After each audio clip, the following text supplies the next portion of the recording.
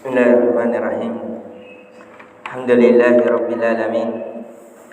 Wassalatu wassalamu ala Rasulillah ma ba'd. Allahumma anfa'na bima 'allamtana wa 'allimna ma yanfa'una wa zidna ilman. Allahumma nas'aluka ilman nafi'an wa rizqan thayyiban wa 'amalan mutaqabbalan. Ya Allah, kami memohon kepadamu ilmu bermanfaat, rezeki yang baik, dan amalan yang diterima. Assalamualaikum warahmatullahi wabarakatuh.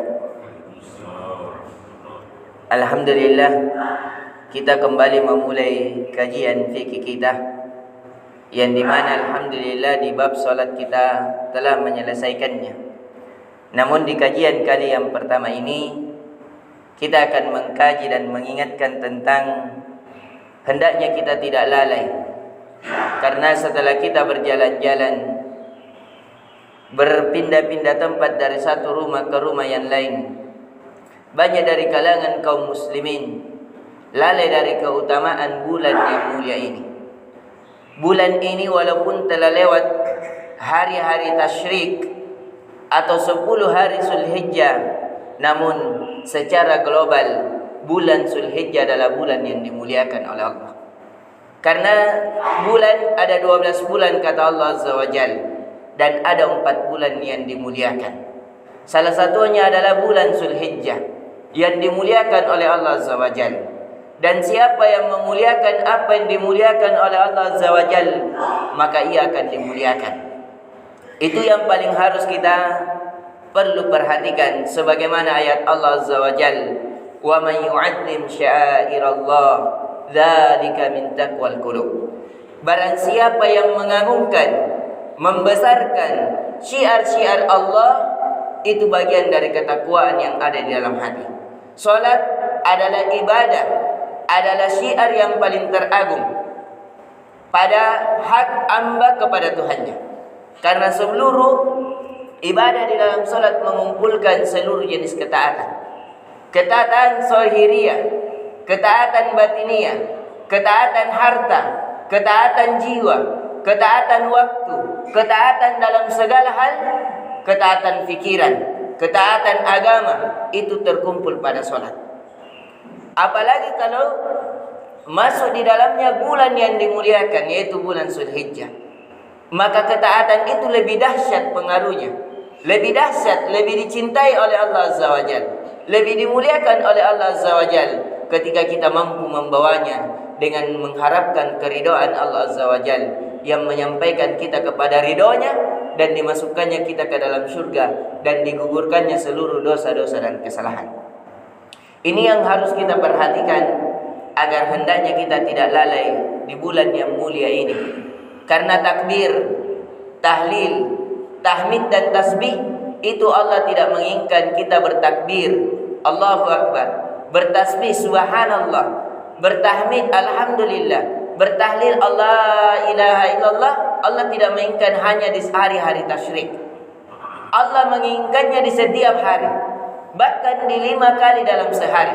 Makanya di setiap solat kita subhanallah, di setiap kita alhamdulillah, di setiap salat kita Allahu Akbar, di setiap salat kita la ilaha illallah wahdahu la syarikalah, lahul mulku wa lahul hamdu wa ala kulli syai'in qadir. Kenapa?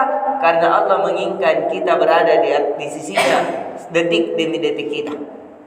Bahkan kalau mau lebih dalam, hendaknya seluruh hembusan nafas kita, seluruh langkah kita, seluruh detak jantung kita, kita tidak memberikannya kecuali hanya kepada Allah. Dan itu kita ikrarkan di setiap salat kita. Inna salati wa nusuki wa mayahya wa mamati lillahi rabbil alamin. Sesungguhnya salatku, nusukku, ibadah. Ada yang menganggap dari kalangan para ulama tafsir, nusuk adalah kurbanku.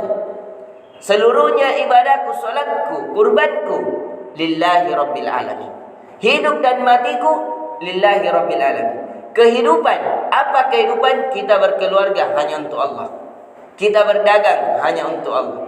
Kita berjalan hanya untuk Allah. Kita menggenggam, kita melihat, kita mendengar, kita membaca, kita menjalani seluruh jenis kehidupan dalam kehidupan. Dan hingga mati kita lillahi rabbil alamin, hanya untuk Allah. meraih ridho Allah, di atas jalan Allah, sesuai dengan Allah yang inginkan, dan terhindar darinya. Maka dari itu perlu untuk kita ingatkan kembali sekali lagi, di bulan-bulan yang mulia ini hendaknya kita memperbanyak ketaatan. Ketaatan apa saja?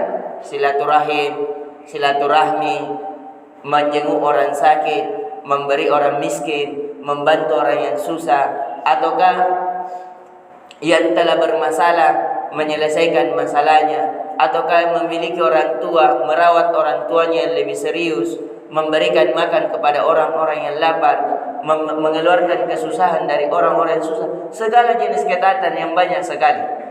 Intinya mendekatkan diri kita kepada Allah. Salat kita ditambah, salat sunnahnya, salat wajibnya agar kita agak cepat. Salat minimal, salat sunnah rawatib itu ditingkatkan, kita tidak hilangkan, karena ada jaminan di dalam hadis Nabi sallallahu alaihi wasallam, siapa yang menjaga salatnya 12 rakaat di setiap harinya, maka baginya surga, yaitu 2 rakaat sebelum subuh, 2 rakaat sebelum zuhur, 2 rakaat setelah zuhur, kemudian 2 rakaat pada maghrib, 2 rakaat ba'da isya. Dan di hadis lain, ini kalau 10 rakaat dari hadis Umar. Di hadis lain 4 rakaat sebelum zuhur. Ini jadinya 12. Kalau mau lagi lebih dijamin, kata Nabi sallallahu alaihi wasallam yang diriwayatkan oleh Imam Muslim, siapa yang salat 4 rakaat sebelum zuhur dan 4 rakaat setelah zuhur, maka dijamin baginya dia akan terbebaskan dari api neraka. Mau lagi memperdahsyat, menambah rahmat Allah, lakukan 4 rakaat sebelum asar. Kata Nabi sallallahu alaihi wasallam dalam hadis yang diriwayatkan oleh Imam Muslim dan selainnya, siapa yang melakukan 4 rakaat sebelum asar, rahimallahu maka Allah akan merahmatinya.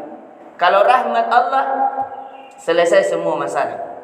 Kegelapan menjadi cahaya, kesusahan menjadi kelapangan, kesempitan menjadi keluasan, dan tidak ada lagi langkah yang kecuali terarahkan. Itu kalau rahmat. Rahmat Allah tercukupkan segala kebutuhan dan terhindar dari segala keburukan. Itu rahmat secara umum yang diberikan seluruh kepada orang muslim, taat maupun orang yang kafir. Tapi rahmat secara khusus adalah dilibatkannya hati kita untuk terus terpaut dengan Allah. Dijalankannya perjalanan kita, langkah kita, pandangan kita selalu untuk Allah, di atas jalan Allah. Itu adalah rahmat yang khusus bagi orang-orang yang beriman. Dan insyaallah di kajian berikutnya insyaallah kita akan mengkaji kembali, entah kita masuk dalam fikih nikah ataukah kita masuk dalam kitab-kitab akidah, insyaallah taala. Namun di hari ini kita memulai, semoga bermanfaat. Lebih dan kurangnya mohon dimaafkan. Subhanakallahumma bihamdik, asyhadu an la ilaha illa anta, astaghfiruka wa atubu ilaik. Assalamualaikum warahmatullahi wabarakatuh.